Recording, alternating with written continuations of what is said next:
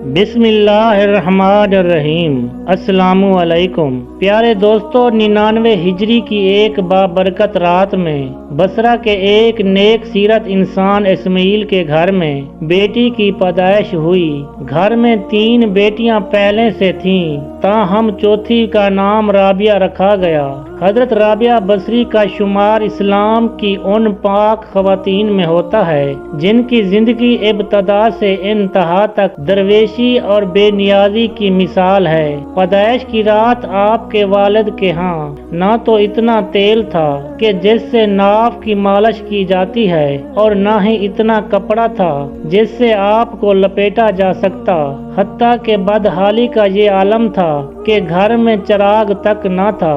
آپ کی والدہ نے آپ کے والد سے کہا کہ پڑوس میں سے تھوڑا سا تیل مانگ لاؤ تاکہ گھر میں کچھ روشنی ہو جائے، تو آپ صرف ہمسائے کے دروازے پر ہاتھ رکھ کر واپس آ گئے اور کہنے لگے کہ دروازہ نہیں کھل رہا ہے، کیونکہ آپ یہ عہد کر چکے تھے کہ خدا کے سوا کبھی کسی سے کچھ نہیں مانگوں گا۔ حضرت رابعہ بصری رضی اللہ تعالی عنہا نے جب سے ہوش سنبھالا تو والد کا سہارا ان کے سر سے اٹھ گیا، اور قحط سالی کی وجہ سے آپ کی 3 بہنیں بھی آپ سے جدا ہو کر نہ جانے کہاں مقیم ہو گئیں۔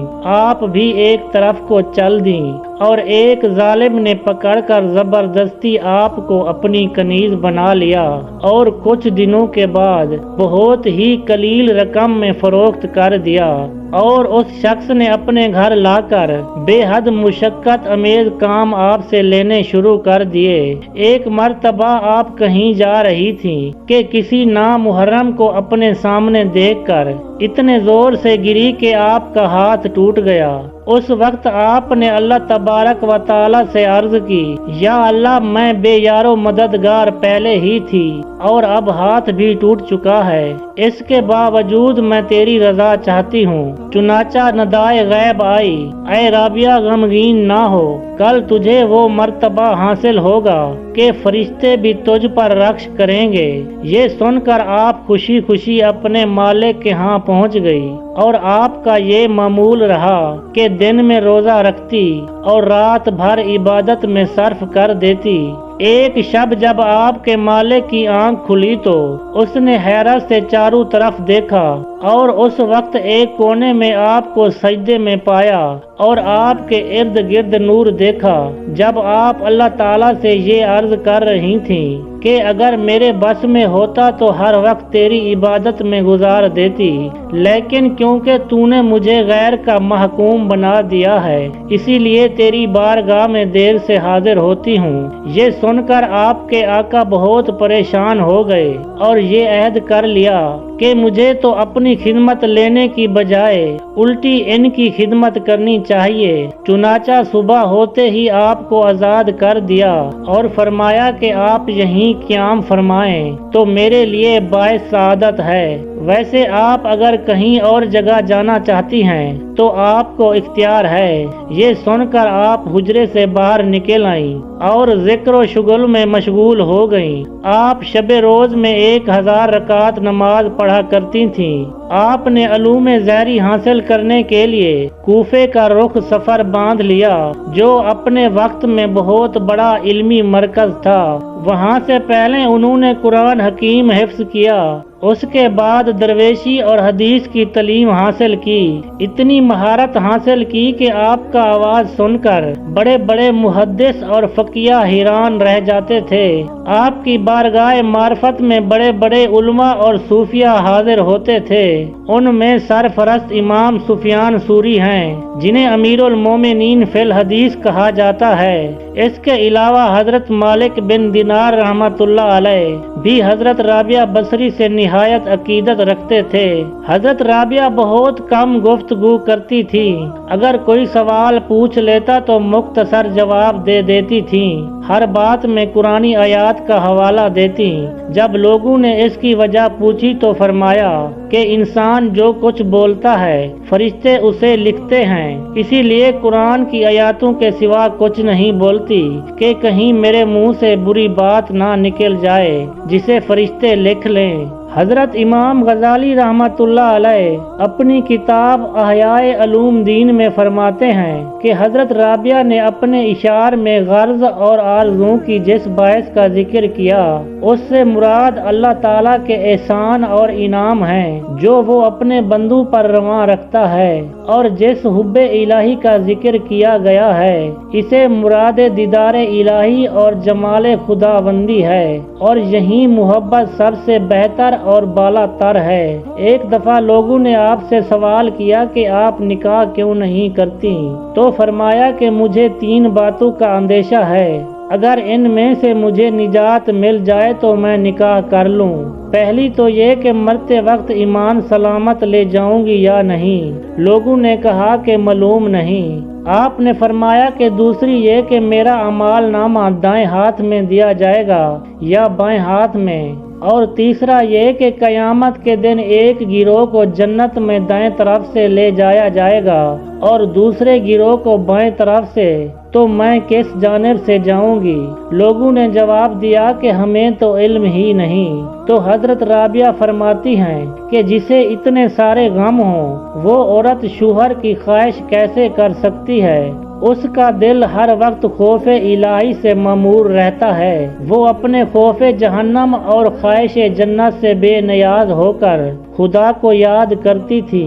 ان کا عقیدہ یہ تھا کہ خدا کو یاد کیا جائے کیونکہ وہ وحدہ لا شریک ہے۔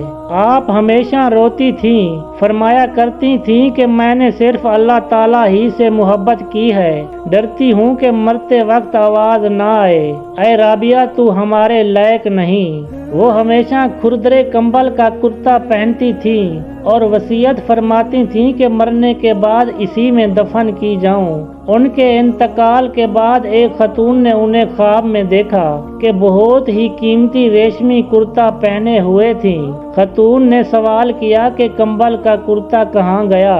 تو جواب میں کہنے لگی کہ رحمان نے اس کرتے کے بدلے میں یہ کرتا عطا فرمایا ہے۔ اس عورت نے کہا کہ قرب الہی کے حصول کا کوئی طریقہ بتائیں۔ تو جواب دیا کہ قرب الہی کے لیے یاد الہی سے بہتر کوئی چیز نہیں۔ اکثر وہ اشعار پڑھا کرتی تھی جن کا ترجمہ کچھ یوں ہے: اے میرے آقا، بندے خلوتوں میں تیرا قرب ڈھونڈتے ہیں، تیری عظمت کے گیت سمندر میں مچھلیاں گاتی ہیں، اور تیرے مقدس جلال کی وجہ سے موجیں ایک دوسرے سے ٹکراتی ہیں۔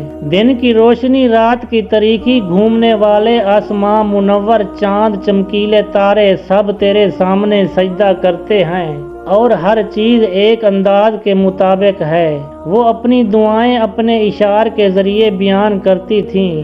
اس دعا کو اکثر راتوں کو چھت پر جا کر پڑھتی تھیں: اے میرے مالک، ستارے چمک رہے ہیں اور سب لوگوں کی آنکھیں نیند سے بند ہیں اور ہر کوئی اپنی خلوت میں ہے، میں یہاں تیرے ساتھ اکیلی ہوں۔ مالک، اگر میں دوزخ کے عذاب کے خوف سے تیری عبادت کرتی ہوں تو مجھے دوزخ میں جھونک دے، اگر میں جنت کی خواہش میں تیری عبادت کرتی ہوں تو مجھے جنت سے محروم کر دے، لیکن اگر میں محض تیری خاطر عبادت کرتی ہوں تو مجھ سے اپنے حسن لازوال کو پوشیدہ نہ رکھنا۔ وہ فرماتی تھی کہ کوئی انسان کس طرح توبہ کر سکتا ہے جب تک اس کا مالک اس کو اس کی توفیق عطا نہ کرے اور اسے قبولیت نہ بخشے۔ اگر وہ تمہاری طرف رخ کرے گا تو تم بھی اس کی طرف رخ کرو گے۔ فرماتی تھی کہ اللہ تعالیٰ سے قناعت پسند دل مانگو، یہ بہت بڑی نعمت ہے۔ دل کو قابو میں رکھنا اور اختیار ہونے پر ناجائز خواہشوں کو روکنا مردانگی ہے۔ ایک مرتبہ لوگوں نے عرض کیا کہ آپ اس قابل ہیں کہ آپ کو مسافر خانے کا نگران مقرر کر دیا جائے۔ فرمایا کہ میں تو خود ہی اپنے مسافر خانے کی محافظ ہوں، کیونکہ جو کچھ میرے اندر ہے اسے باہر نکال دیتی ہوں اور جو میرے باہر ہے اس کو اندر جانے نہیں دیتی۔ اسی لیے مجھے کسی کی آمد و رفت سے کوئی سروکار نہیں ہے، کیونکہ قلب کی نگہبان ہوں، خاکی جسم کی نہیں۔ ایک مرتبہ آپ سے سوال کیا گیا کہ آپ ابلیس کو دشمن تصور کرتی ہیں۔ فرمایا کہ میں تو رحمان کی دوستی میں مشغولیت کی وجہ سے ابلیس کی دشمنی کا تصور ہی نہیں کرتی۔ عالم خواب میں حضور اکرم صلی اللہ علیہ وآلہ وسلم نے آپ سے فرمایا کہ کیا تو مجھے محبوب رکھتی ہے؟ تب رابعہ نے عرض کیا کہ وہ کون بد نصیب ہوگا جو آپ کو محبوب نہ رکھتا ہو، لیکن میں تو حب الہی میں ایسی غرق ہوں کہ اس کے سوا کسی کی محبوبیت کا تصور تک نہیں آتا۔ یہی وجہ ہے کہ میں کسی کی محبوبیت کا احساس تک باقی نہیں رکھتی۔ ایک مرتبہ کسی نے سوال کیا کہ آپ جس کی عبادت کرتی ہیں کیا وہ آپ کو نظر بھی آتا ہے؟ تو فرمایا کہ اگر نظر نہ آتا تو عبادت کیوں کرتی؟ لوگوں نے جب آپ سے سوال کیا کہ خدا بندے سے کس وقت خوش ہوتا ہے، فرمایا کہ جب بندہ محنت پر اس طرح شکر ادا کرتا ہے جیسا کہ نعمت پر ادا کرتا ہے۔ آپ اکثر فرمایا کرتی تھیں کہ صرف زبانی توبہ کرنا جھوٹے لوگوں کا کام ہے، کیونکہ اگر سچے دل کے ساتھ توبہ کی جائے تو دوبارہ کبھی توبہ کی ضرورت پیش نہ آئے۔ کچھ لوگ زیارت کے لیے حاضر ہوئے تو دیکھا آپ دانتوں سے گوشت کاٹ رہی ہیں۔ انہوں نے سوال کیا کہ آپ کے ہاں چاقو چھری نہیں ہے جو دانتوں سے کام لے رہی ہیں؟ فرمایا کہ میں محض اس خوف سے چاقو چھری نہیں رکھتی کہ کہیں وہ میرے اور میرے محبوب کے رشتے کو منقطع نہ کر دے۔ ایک مرتبہ آپ نے 7 شب روز مسلسل روزے رکھے اور شب میں قطع آرام نہیں کیا، لیکن جب 8ویں دن بھوک کی شدت کی نفس نے فریاد کی کہ مجھے کب تک اذیت دو گی، تو اسی وقت ایک شخص کھانے کو کوئی شے پیالے میں لے کر حاضر ہوا۔ آپ لے کر شمع روشن کرنے اٹھیں، اسی وقت گر کر ٹوٹ گیا۔ اس وقت آپ نے اللہ تبارک و تعالی سے عرض کیا کہ میرے ساتھ کیا معاملہ کیا جا رہا ہے؟ ندا آئی کہ اگر دنیاوی نعمتوں کی طلبگار ہو تو ہم عطا کر ہی دیتے ہیں، لیکن اس کے عوض میں اپنا درد تمہارے قلب سے نکال لیں گے، اسی لیے کہ ہمارے غم اور غم روزگار ایک قلب میں رہنا ممکن نہیں۔ یہ ندا سنتے ہی کہ دامن امید چھوڑ کر اپنا دل دنیا کی محبت سے اس طرح خالی کر دیا کہ جس طرح موت کے وقت مرنے والا امید زندگی ترک کر کے قلب کو دنیاوی تصورات سے خالی کر دیتا ہے، اور اس کے بعد آپ بھی دنیا سے اس طرح کنارہ کش ہو گئیں کہ ہر صبح یہ دعا کرتی کہ اے اللہ مجھے اس طرح اپنی جانب متوجہ فرما لے کہ اہل جہاں مجھے تیرے سوا کسی کام میں مشغول نہ دیکھیں، اور میں اس عطا کردہ کرشمے کا شکوہ کیسے کر سکتی ہوں، کیونکہ یہ کسی دوست کے لیے بھی مناسب نہیں کہ رضائے دوست کی مخالفت کرے۔